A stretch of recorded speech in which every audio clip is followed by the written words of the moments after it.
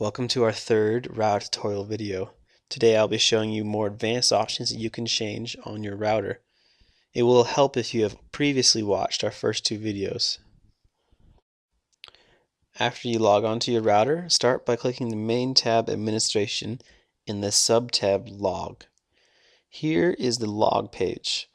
This is where all the sites people view on your network get stored. To start, on Cisco routers, it is disabled. Lots of other routers start out with it being enabled, and it will immediately show you all the different sites that have been logged on to. To start, let's click Enable. After you select Enable and save your settings, the router will immediately begin keeping track of any site someone tries to access. This means that after some time you'll have a lot of data inside your log. As soon as you do, you can click on View Log. We will then see this pop-up window. Here, hopefully you will have information populated. Since this router specifically is not connected to the internet, we have no information. If you have no information, then you probably just clicked Enable and no one has gone through the router yet in order to go into the internet. But after that, you will see information listed under here. There's different types of logs. This right here that we're seeing now is an incoming log that will show us information about people outside of our network or on the internet trying to come in.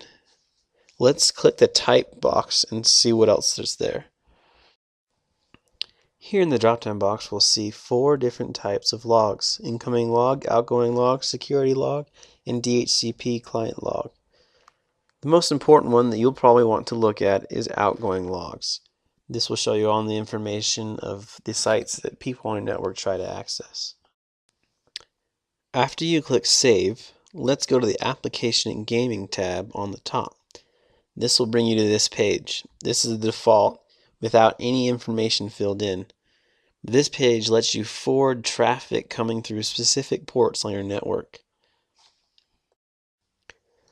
For example, one problem that can be solved through port forwarding is with Xbox Live. Many people that log on Xbox Live get an error saying that their NAT type is either strict or closed, restricting their gaming abilities. One way that we can solve this problem is by using port forwarding.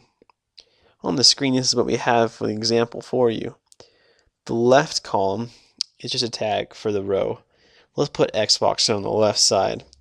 We're going to need 2 because Xbox Live uses 2 different ports, both 88 and 3074.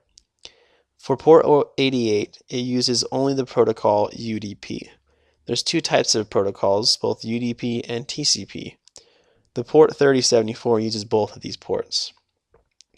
Now if my Xbox was on the IP address of 192.168.1.5, then I would put that in for my IP address. This will forward all information from these ports to this IP address. So make sure you have the right IP address to your Xbox. After you click Enable and Save Settings, your NAT type should be open. Next, let's go to the Administration tab and then click on the sub-tab Factory Defaults.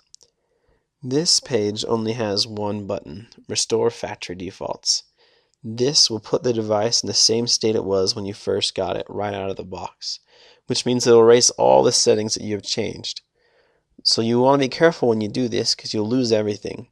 But if you end up messing up some settings or something's not working right, this could be a viable option. Next, let's click Firmware Upgrade, still under the Administration tab. This will bring you to this page. Whenever a company realizes a problem with their firmware, they'll release some new firmware for an upgrade. First, you need to go to your vendor site and download the new firmware. For Cisco, you go to home.cisco.com, then click Browse, and you'll find the firmware upgrade. After you've done this, save it to your computer. Then on this page, click Browse, find the file, select it, then select Start Upgrade on the screen. Next, let's go to the wireless page and click on the Wireless MAC Filter sub-tab. Here it will come up a page that will enable you to block access to the network for specific computers, or only enable the network for specific computers. There's two ways you can do this. You can enter a MAC address manually into one of the 32 fields, or you can click on the wireless client list. This will give you a list of different computers that have previously connected to the network. Let's click Enable, then click Wireless Client List and see what comes. We then get this pop-up window. This will list all of the devices that have previously connected to the router. Since we have not connected any devices wirelessly to this router, nothing comes up. But if you have a lot of entries, you can sort the list by IP address, MAC address, status, interface, or client name. After you have selected the ones you want, you can click Add, and they will appear on the previous window. We now have a MAC address on our filtered list. As soon as we save settings, the computer with that specific MAC address will no longer be able to connect to the network. This concludes our tutorial for advanced configuration on your router. Thank you for listening.